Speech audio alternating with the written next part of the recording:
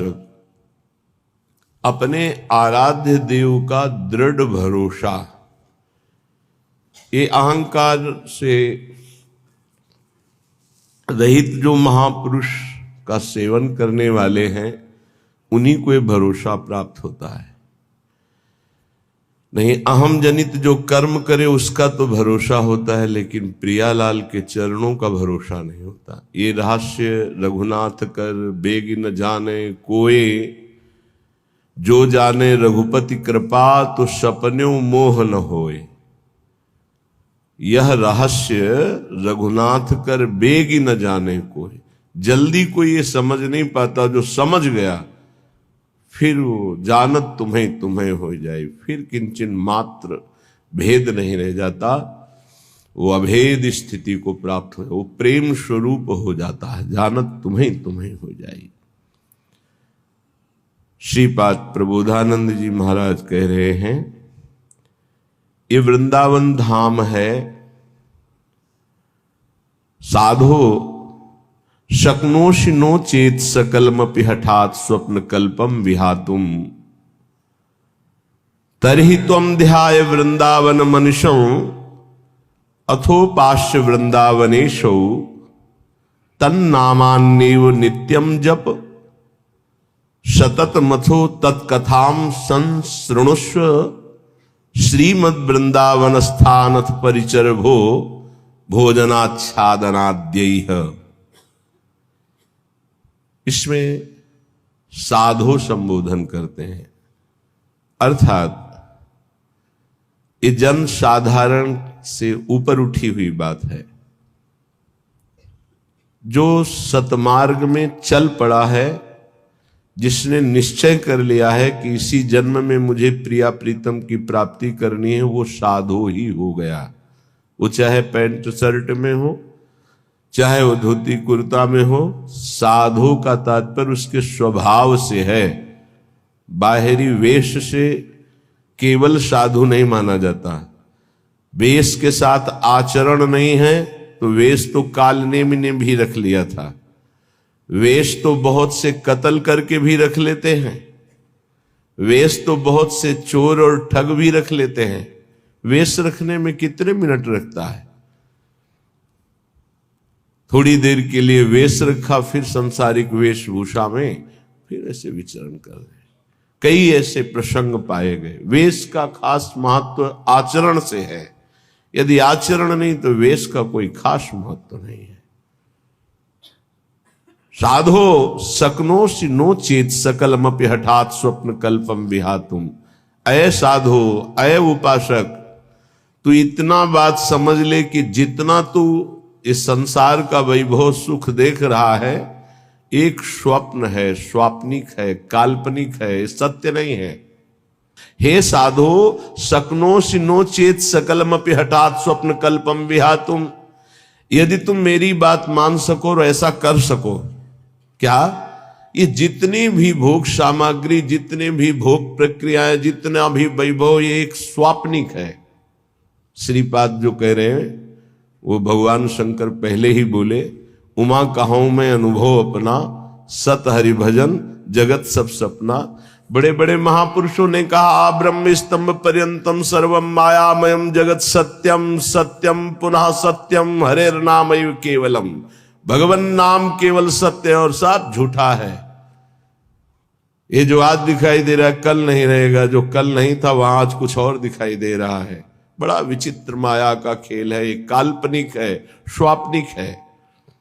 तर्हि तुम ध्याय, तुम ध्यान करो। किसका? बोले वृंदावन मनुष्यम अथो उपास्य, जो वृंदावन में रात दिन जिनकी उपासना होती है, श्यामा श्याम, इनका तुम ध्यान करो। इस संसार का चिंतन मत करो, ये काल्पनिक है, ये स्वाप्निक है, ये नष्ट होने वाला है। बोले बहुत कठिन है प्रिया प्रीतम का चिंतन करना, श्यामा श्याम का चिंतन करना। तो बोले वृंदावनेशौ, वृंदावन आ जाओ, यहां आध्यात्मिक पावर तुम्हारे हृदय में जागृत होगा। बहुत बड़ी सामर्थ्य है धाम की। तुम्हें सत्संग मिलेगा, जब भगवान विशेष कृपालु होते हैं तब सत्संग में भेजते हैं। कोई कोई कृपा की अवहेलना करके सत्संग से लाभ नहीं ले पाते हैं। कोई बिरले होते हैं जो सत्संग रूपी अमृत का पान करते हैं। क्या सत्संग रूपी अमृत से मिलता है? बोले तन नाम आन्य व नित्यम जप, अन्य नहीं, तन नाम। तन नाम श्यामा श्याम का, जहां कहा तरही त्वम ध्याये, श्यामा श्याम का ध्यान करो। कौन? वृंदावन मनुष्यम अथो उपास्य। वृंदावन में रात दिन जो उपास्य देव हैं, जिनकी उपासना होती, तरही त्वम ध्याये, उनका ध्यान करो, श्यामा श्याम का। बोले बड़ा कठिन है, कैसे ध्यान करूं? तो बोले वृंदावनेशव, आओ वृंदावन, और वृंदावन में रसिकों का संग करो तो तन नामान्येव, तुम्हारे हृदय में अन्य भाव हट करके नाम में प्रीति होने लगेगी। तन नाम, राधा राधा, राधा वल्लभ श्री हरिवंश, राधा वल्लभ श्री हरिवंश। नित्यम जप, नित्य जप, तो तुझे दिखाई देने लगेगा कि संसार स्वाप्निक है। सतत मथो तत्कथाम संसृणुस्व, तू निरंतर सत्संग सुन, भगवत चर्चा सुन, इसका बहुत बड़ा प्रभाव पड़ता है। बड़े बड़े चोर भगवत प्राप्त हो गए, हिंसक भगवत प्राप्त हो गए सत्संग से। सतत मथो तत्कथाम संसृणुस्व, देखो भगवान की विशुद्ध कृपा का फल आप अपने ऊपर। आप यहां 2 बजे से 2:30 बजे से 3 बजे से ऐसे तैयार होकर पंक्ति में खड़े रहते हैं। जो सत्संग सुनने के रसिक जन हैं, 4:15 बजे से सत्संग प्रारंभ हो जाता है। आप लोग यहां आकर के केवल वो वार्ता ही तो सुनते हैं ना, लौकिक वस्तु तो कोई नहीं मिलती कि बाद में प्रसाद मिलेगा। ये है भगवान की विशुद्ध कृपा कि आप अपनी नींद का त्याग करके, आराम का त्याग करके, शरीर सुख का त्याग करके भगवत सुख के लोलुप होकर सत्संग में बैठे। ये केवल भगवत कृपा है, केवल भगवत कृपा। बिनु सत्संग विवेक न हुई, और राम कृपा बिनु सुलभ न सोई। भगवान की कृपा से ये सुलभ। कितने सत्संग में सुन रहे हैं, कितने भारतवासी हैं, कितने हैं? विचार करो, 140 करोड़ कितने लोग सुन रहे हैं, या कितने यूट्यूब से सुनेंगे, उनमें से कितने पकड़ेंगे? भगवत कृपा पात्र ही सुन पाएंगे। सतत मथो तत्कथाम संसृणुस्व, भगवत प्रेमी महात्माओं के मुख से भगवत चर्चा सुनो, प्रिया प्रीतम का नाम जप करो। और बहुत जोर की बात कर रहे हैं, अगर नाम में प्रीति नहीं हो रही, भगवत चर्चा सुनने में प्रीति नहीं हो रही, तरही तुम ध्याये वृंदावन। रात दिन जिनकी उपासना कर रहे हैं रसिक जन, उन प्रिया प्रीतम का ध्यान नहीं हो रहा, तो फिर कह रहे श्रीमद वृंदावन स्थानत परिचर भो भोजनाच्छादनाद्यैः वस्तु कोटि गुणम श्रुतम सकृतम वासोन्नवासादिभिः। तुम्हें एक उपाय बता रहे हैं जिससे तुम्हें जल्दी लाभ मिल जाएगा, कि जो वृंदावन वास कर रहे हैं भगवत प्रेमी जन, आप उनकी सहायता कर दो, परिचर्या कर दो। भोजनाच्छादन दी, उनके जल की व्यवस्था, भोजन की व्यवस्था, वस्त्र की व्यवस्था, वास की व्यवस्था। वस्तु कोटि गुणम श्रुतम सुकृतम वासोन्नवासादि भी। वस्त्र है, अन्न है, जल है, व्यवस्था उनके रहने की। तो बोले जो ऐसा करता है तो अन्य जगह से करोड़ गुना बढ़कर उसको यहां लाभ मिलता है। वस्तु कोटि गुणम श्रुतम सुकृतम, सुकृतम माने होता पुण्य। जैसे आप गांव में अपने 50 को भोजन पवावे और फिर संगम प्रयागराज तीर्थ में जाके भोजन, तो बहुत बड़ा अंतर हो गया। फिर काशीपुरी में, द्वारिकापुरी में, अयोध्यापुरी में, मथुरापुरी में, कांचीपुरी में, अवंतिकापुरी में, इनमें पवाएं तो उससे भी बहुत बड़ा अंतर पड़ा, बड़ा लाभ मिलेगा। लेकिन श्रीधाम वृंदावन में यदि वास करने वाले जन हैं, उनको भोजन है, वस्त्र है, उनके वास की व्यवस्था है, तो वस्तु कोटि गुणम श्रुतम सुकृतम वासोन्नवासादिवीर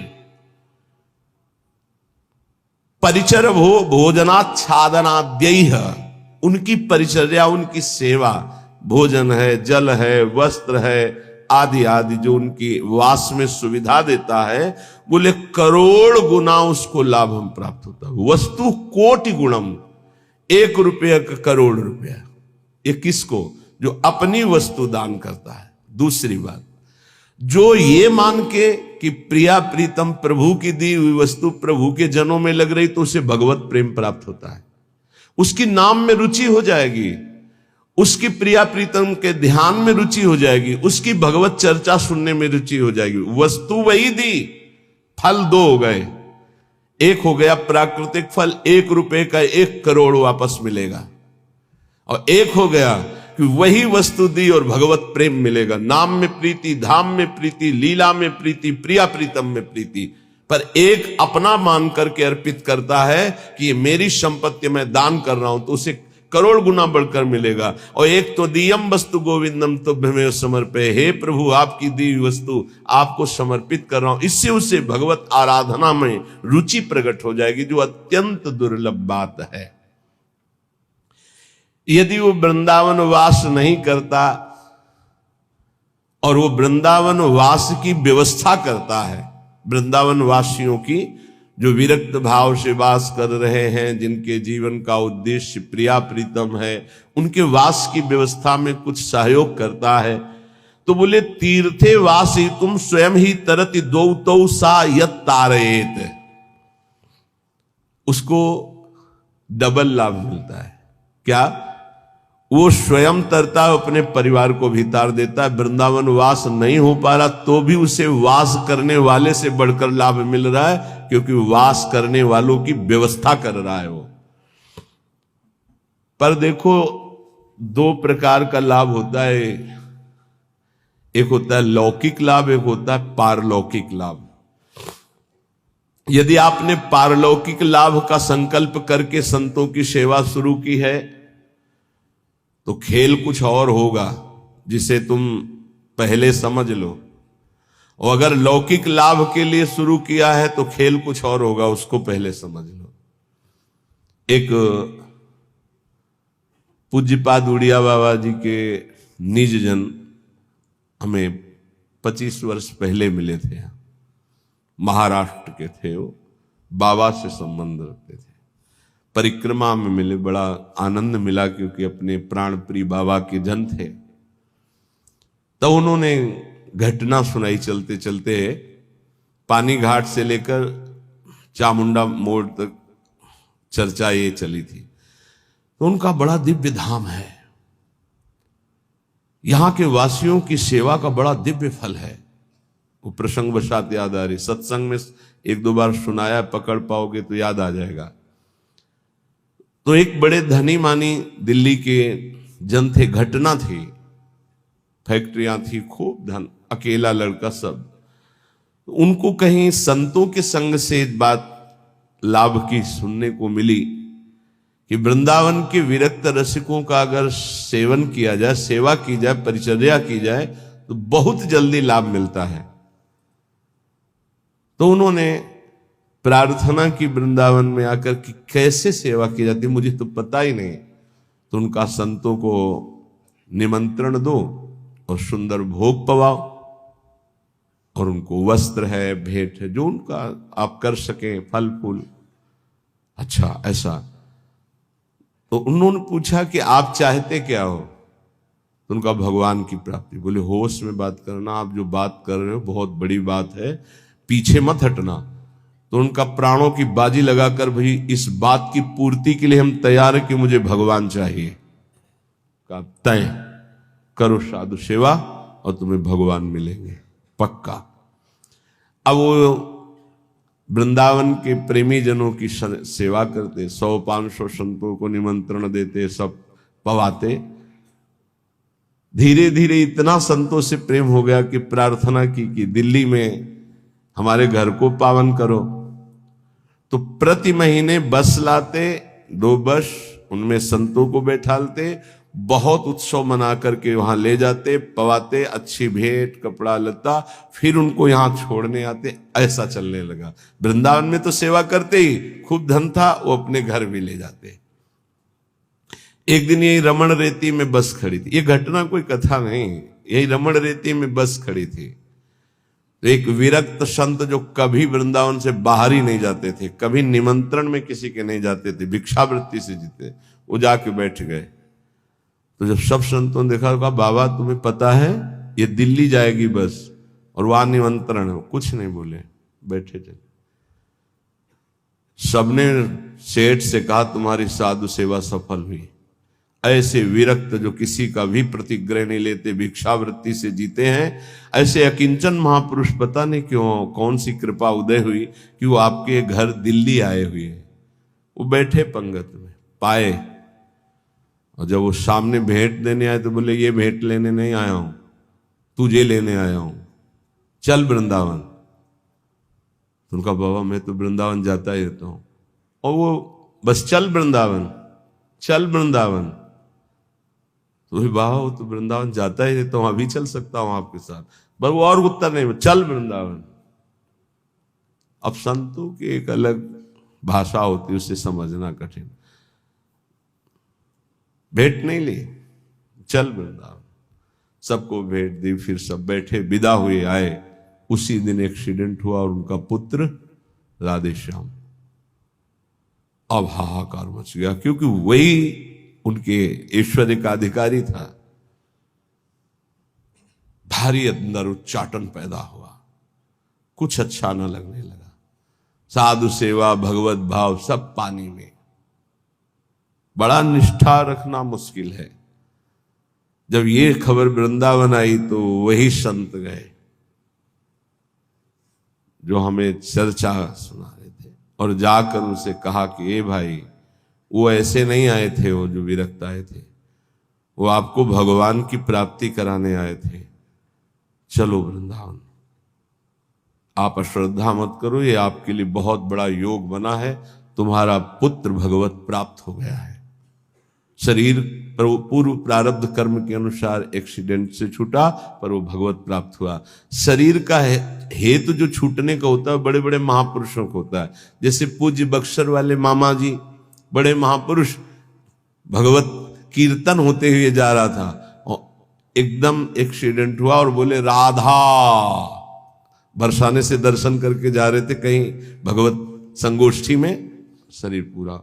तो शरीर का हेतु पूरा होना उसकी गति से मतलब नहीं रखता। बोले तुम्हारा पुत्र परम गति को प्राप्त हुआ है। अब वो सब मिटिया मेट कर दिया, सब बेच बाच करके सब संतों में बांट दिया। वृंदावन आकर पति पत्नी भगवत प्राप्त हो गए। वो बात उन संत भगवान ने सुनाई। ये कब होता है? डरना मत, मुझे भगवान चाहिए, मुझे भगवान चाहिए। क्यों ये भगवान चाहने वालों के साथ ऐसा क्यों होता है? क्योंकि ये भगवान ही सब रूपों में है। वो कहते मेरे इन रूपों को तो तुम्हें पसंद, आओ मेरे सच्चिदानंद रूप में आओ। तो सबकी ममता ताग बटोरी तुम नहीं कर सकते, वो बटोर लेते, आओ मेरे सिवा रह नहीं गया कोई। ये कृपा होती है।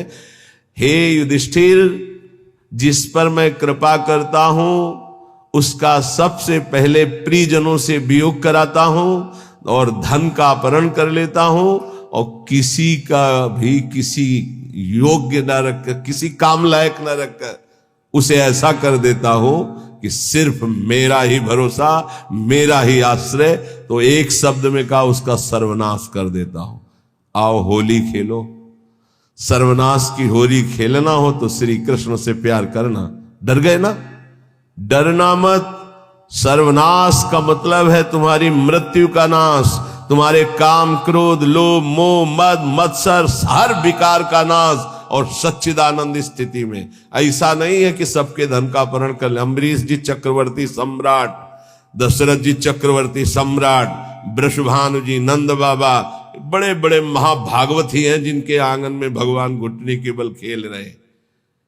कभी कभी भक्तों की अनेक जन्मों के संस्कार को भस्म करते हुए माया समेट लेते हैं। यही माया है, मैं और मोर तोर तय माया।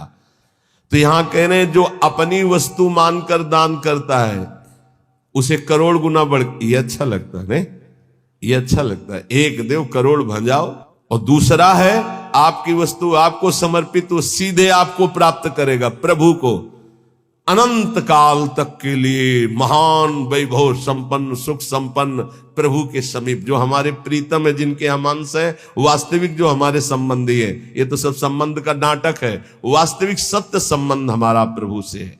तो श्रीपाद कह रहे, बहुत सुंदर उपाय बता रहे, साधु सकनोष, यदि तुम ऐसा कर सको, संपूर्ण संसार स्वाप्निक है, इसका त्याग कर प्रिया प्रीतम का ध्यान करो। बोले बड़ा कठिन, कैसे करूं? बोले आओ वृंदावन रसिकों का संग करो, तन नाम जप, उनका नाम जप करो, नाम कीर्तन करो, लीला कथा सुनो, तुम्हारी प्रीति हो जाएगी प्रिया प्रीतम में। बोले बहुत कठिन है, इसमें भी मन नहीं लगता। तो फिर ऐसा करो, जो वृंदावन वासी विरक्त जन, उनको भोजन कराओ, उनके वस्त्र की व्यवस्था करो, उनके वास की व्यवस्था करो, उनके वास की सुविधा दो। वस्तु कोटि गुणम श्रुतम सुकृतम वासोन्न वासादि भी, वस्त्र और वास आदि की व्यवस्था, भोजन भोजनाच्छादन की व्यवस्था। तो बोले वास ही तू स्वयं ही तरते, वो स्वयं तर जाएगा। और दो स यत तारेत, और दो को तार देगा, आगे की पीढ़ी और पीछे की पीढ़ी, उनको भी तार देगा। प्रेमानंद रसात्म धामनि परे वृंदावने वासको, त्वाश्चर्याम वृषभानुजा प्रीरतिम प्राप्नोत्यनायासतः। अनायास उसे प्रिया प्रीतम के चरणों में प्रीति प्राप्त हो जाएगी, जो वृंदावन वासियों से प्रीति करते हैं। पूज्य श्री मथुरा दास जी के वचन, बहुत बड़े महापुरुष थे। वो कहते थे कि ए जी, हम तुमको एक गुप्त बात बताएं, तुम किसी वृंदावन वासी से ऐसा प्रेम कर लो कि वो तुम्हारी याद करे। वो भगत नहीं आया, बस जान लो कि प्रिया प्रीतम जरूर तुम पर रीझ जाएंगे, कोई यहां का वासी तुम्हारी याद कर ले। अब ऐसे नहीं कि हमारी याद कर लेना, ऐसे आचरण करो कि वो तुम्हारी याद करे, ऐसी प्रियता बढ़ाओ कि वो तुम्हें अपना कहे। अच्छा, बहुत दिनों बाद आप दर्शन दिए, कई बार याद आया, आपकी स्मृति आई, अहो भाग्य, धाम में बैठकर भजन करने वाले आपकी याद करें। ये पूज्य मथुरा दास जी कहते थे, तुम ऐसा अपनापन करो किसी वृंदावन वासी रसिक से कि वो तुम्हारी एकांत में सेवा का स्मरण करके याद करे, तुम्हारे आचरण, तुम्हारा स्वभाव, तुम्हारी भजन पद्धति, तुम्हारा अपनापन, वो एकांत में तुम्हें याद करे। तो कह रहे, प्रेमानंद रसात्म धामन परे वृंदावने वासकस्त्वाश्चर्याम वृषभानुजा प्रिय रतिम। आश्चर्य की बात, प्रियाजू के चरणों में प्रेम प्राप्त हो जाएगा इन वृंदावन वासियों की सेवा से। और कहते प्राप्नोत्य अनायासता, इसके लिए तुम्हें कोई साधना नहीं करनी पड़ेगी, अनायास प्रेम की प्राप्ति हो जाएगी। निष्किंचनान कृष्ण रसे निमग्नान महानिरीहान जनसंग भीतान। पर सेवा जो निष्किंचन है, अकिंचन महापुरुष, जो प्रियालाल के अनुराग में रंगे हुए हैं, उन्हीं को निष्किंचन कहा गया है, प्रियालाल के सिवा जिनका कोई नहीं है। ऐसे कृष्ण रसे निमग्नान, जो प्रिया प्रीतम के प्रेम रस में निमग्न है, ऐसे की सेवा से प्रिया प्रीतम का प्रेम रस प्राप्त होता है। ध्यान रखो, छल कपट का भी बहुत राज्य है। यही पास में ही राजा था कंस, कहीं दूर नहीं था। तो अगर कृष्ण की नगरी है तो पास में कंस की भी नगरी है, उसका भी प्रभाव होता। जैसे आपने 100 रुपया दिया और उस 100 रुपये का किसी ने मदिरा पान किया, जिसको दिया, अब वो आपके सुकृत नष्ट हो जाएंगे। बहुत धन देने के लिए पात्रता की अत्यंत आवश्यकता है, बिना पात्र के धन मत दीजिएगा। भोजन के लिए पात्र और वस्त्र के लिए, इसके लिए नहीं सोचना। जैसे कोई ठंडी में कांप रहा है तो पात्रता नहीं देख रही, भोजन भूखा है उस पवा दो, पात्रता नहीं देखनी। हमारे सामने भोजन पाओ बैठ के, हम तुम्हें जितना पाओगे पवा देंगे। सर्दी है, ये लो कपड़े ओढ़ लो, ठीक है। लेकिन जब रुपया देने की बात आवे तो बहुत होश में देना चाहिए कि उस रुपये का क्या करेगा। निष्किंचना नाम कृष्ण रसे निमग्नान, बहुत छल है।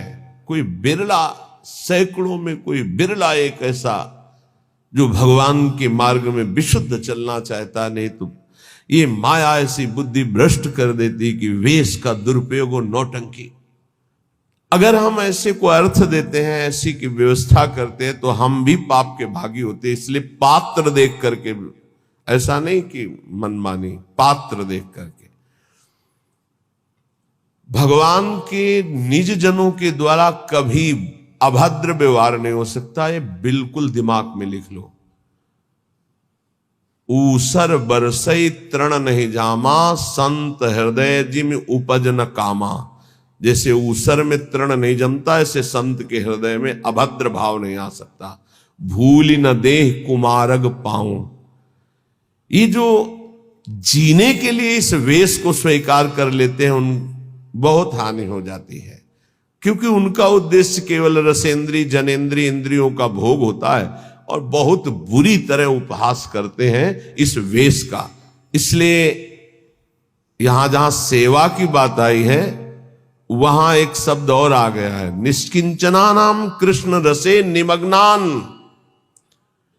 जो अकिंचन है, जिनका प्रिया प्रीतम के सिवा और कोई लक्ष्य ही नहीं है, श्री कृष्ण रसे निमग्नान, जो श्रृंगार रस महामाधुर्य रस वृंदावन का उसमें मगन है, ऐसों की सेवा बहुत सोच समझ के। ऐसा कहीं तुम्हारा कदम ना हो कि इस वेश से ही घृणा हो जाए, क्योंकि बहुत विचित्र खेल है।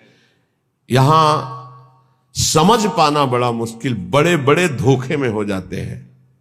दर्शन भक्त अनूप और रूप न शोभित प्रीति बिनु, और भरम भटकत भूप श्री हरिवंश कृपा बिना। सेवक जी कह रहे ऐसा स्वरूप है दर्शन का बाहरी, महापुरुषों के वचनों पर स्थित। हम बहुत सोच समझ कर संग करें, बहुत सोच समझ कर सेवा करें। श्री कृष्ण रसे निमग्नान, यहां धोखा नहीं है। जहां भगवत भक्ति है, जहां भगवत प्रेम है, पहली बात तो ये समझ लीजिए कि भगवान की प्रधानता रखने वाला मांग नहीं रख सकता, ये पक्की बात है। रोटी के सिवा, रोटी की मांग की हर संप्रदाय के आचार्यों ने अनुमति दी। भगवान शंकराचार्य अद्वैत सिद्धांत के, उन्होंने कहा भिक्षान्नम औषधम, औषधि की तरह भिक्षान्न से उदर पोषण। हमारे भूख लगेगो मांग खाऊंगो गिनो न सांझ सवेरो, अन्यथा नहीं। ये धान की लोलुपता और श्री कृष्ण रस निमग्न, इसमें बहुत जमीन आसमान का अंतर है। बोले ठाकुर सेवा के लिए चाहिए, कब आदेश किया ठाकुर जी ने कि हमारे लिए तुम धन मांग करके लाओ? वो तो कह रहे मये मना धत्सो मई बुद्धिम निवेश है, मेरे में मन लगाओ, मेरे में बुद्धि लगाओ। है तुम्हारे पास तो चढ़ाओ, नहीं है तो एक अशोक का पत्ता लो और ऐसे लगा लो, सोने के मुकुट से भी बढ़कर ठाकुर जी राजी हो जाएंगे। पत्रम पुष्पम फलम तोयम ये में भक्त्या प्रेक्षति। समझने का विषय, कहीं अपने सत्संग में दान पुण्य की वार्ता नहीं होती, इसमें श्लोक आया, इसलिए उसको एकदम प्रकाशित करके कि हमें कहां सेवा करनी है। निष्किंचना नाम कृष्ण रसे निमग्नान वासयितु, जो श्री कृष्ण रस में निमग्न होकर अकिंचन भाव से प्रभु में जैसे प्रभु रखे, जैसे प्रभु चलावें, जिनका उद्देश्य भगवत प्रेम, उनकी सेवा से वस्तु कोटि गुणम श्रुतम सुकृतम वासोन्नवासादि भोजनाच्छादनई, भोजन वस्त्र वास इनकी व्यवस्था से करोड़ों गुणा बनकर लाभ मिलता है, या भगवत भजन में रुचि होती। दो बातें अलग अलग। महानिरीहान जनसंग भीतान, ऐसे जो जन संसर्ग से डर करके एकांत में भजन में रहते हैं, उनकी सेवा मिल जाए, बड़े अहो भाग्य। वृंदावन स्थान वसनासनाद्यैर सेवतेशो वसेत तदीशो। सैया, वस्त्र, भोजन, इनकी सेवा यदि हो जाए तो बोले वसेत तद ईशो, यहां के ईश जो श्री प्रिया प्रीतम है उसके वशीभूत हो जाते हैं। ऐसे रसिकों की, ऐसे अकिंचनों की, ऐसे भगवत भक्तों की सेवा का बहुत बड़ा महत्व है। थोड़ी सी भी सेवा प्रभु के जनों की बन जाए तो प्रभु बिक जाते हैं, हरि अधीन हो जाते हैं। पर बस ध्यान रखना, तुम्हारी वस्तु शुद्ध होनी चाहिए, तुम्हारा भाव शुद्ध होना चाहिए, और जहां दान किया है, जहां सेवा की है, जहां वस्तु दे रहे हैं, वो पात्र होना चाहिए उस बात का। दो बातों के लिए कभी पात्र नहीं देखना है, जल, भोजन और वस्त्र, इन दो के लिए पात्र हम नहीं देखते हैं। कभी ऐसा कोई तड़प रहा है औषधि, अब पात्र नहीं देखना, उसकी औषधि करा। अर्थ देना है, व्यवस्था करना है तो देखना है ये हमारे अर्थ का सदुपयोग यहां होगा या दुरुपयोग होगा। कानपुर की एक बहुत धरनी माताजी नैमिषारण्य पूज्य स्वामी नारदानंद सरस्वती जी, उनके पास गए। ऐसे महामहिम बहुत ज्ञानी महापुरुष थे, बड़े ही सिद्ध चमत्कारी महापुरुष। एक बार उनको संगोष्ठी में पहुंचना था तो बैठे हुए थे, गाड़ी फेल हो गई। वो जीप जिसे कहते, जीप उस समय चलती थी, पर्दा लगे जो महिंद्रा ऐसे कुछ नाम, ऐसे जीप चलती, वो रास्ते में बंद हो गई। अब वहां कई किलोमीटर तक कहीं कुछ सुधार का नहीं, और स्वामी जी को ठीक समय पे पहुंचने का अभ्यास था। समय बहुत, जो संत जन होते अपने समय का, तो दंड लिए हुए थे। उनका स्टार्ट करो, बोले बहुत बार स्टार्ट करने का प्रयास किया, नहीं स्टार्ट हुआ। ऐसे दंड स्पर्श किया मशीन, बोले स्टार्ट करो, साबले स्टार्ट हो गई। नारायण नारायण, लक्ष्य में जहां पहुंचे दंड आया, मशीन बंद, उतरे, प्रवचन किया। ऐसे सिद्ध महापुरुष जड़ वस्तु में भी संकल्प से, जब चबूतरा चल सकता है तो गाड़ी कैसे नहीं चल सकती। भजन का एक अद्भुत प्रभाव होता है। उनके पास 1 रुपया, और कहा महाराज मैं गरीब हूं, 1 रुपया से चाहते हो आपके नैमिषारण्य में जितने आश्रम में, किलोमीटर में आश्रम है, वो सब संत पाए, ऐसा हो सकता है? उनका हाँ माता जी बिल्कुल हो सकता है। भंडारी को बुलाया, बोले 1 रुपया। उस समय नमक 1 रुपये का 5 किलो मिलता था, वो जो टोरा वाला नमक होता है, 1 रुपये का 5 किलो नमक मिलता था। 5 किलो नमक में तो पूरा नैमिषारण्य का भोजन बन जाएगा। 5 किलो नमक तो थोड़ा पड़ा। बोले एक नमक लाओ 1 रुपये का, और सब भंडार में सब्जी दाल सब में नमक इन्हीं माता जी का पड़ेगा। माता जी आप भी प्रसाद पाएगा। पाया, प्रसाद पाने के बाद का थोड़ी भेंट देना चाहती है। तो उनका आप तो कहती थी गरीब है, हमारे पास 1 रुपया, भेंट तो दे दिया आप। बोले नहीं, वो तो केवल आपकी महिमा और स्वभाव को देखना चाहती थी कि आप कहीं फटकार कर मुझे भगा देंगे, 1 रुपया कोई भेंट होती है, ऐसा कहेंगे। और दूसरा प्रभाव कि आप 1 रुपये का क्या सदुपयोग करेंगे जिससे सब संतों के मुख में चला जाए। तो दोनों बातों में हमारा हृदय इस बात से कि अब हम जो देना चाहती हैं वो अधिकार है। कई करोड़ रुपए उन्होंने, क्योंकि बहुत धन्यवाद, पात्र देख करके उसका प्रयोग, अर्थ का दुरुपयोग कहीं ना हो जाए, ऐसे पात्र देख करके।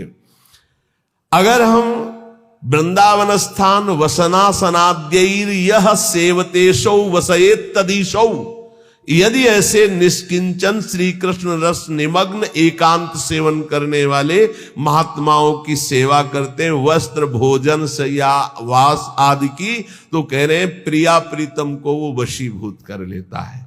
ये श्लोक के अनुसार है, अन्यथा पूरे जप से हितधाम से यहां तक के प्रवचन इस विषय की चर्चा भी नहीं होती। ये दान पुण्य का यहां हमारा कोई महत्व नहीं है।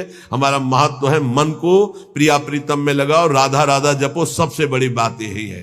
अब ये प्रसंग है इसलिए इसकी चर्चा हो रही, इसका महत्व नहीं। ये मत समझा जाए कि ये कोई खास महत्व की बात है। खास महत्व की बात है एक एक श्वास प्रभु में अर्पित करके राधा राधा राधा ऐसा निरंतर समय को व्यतीत करें।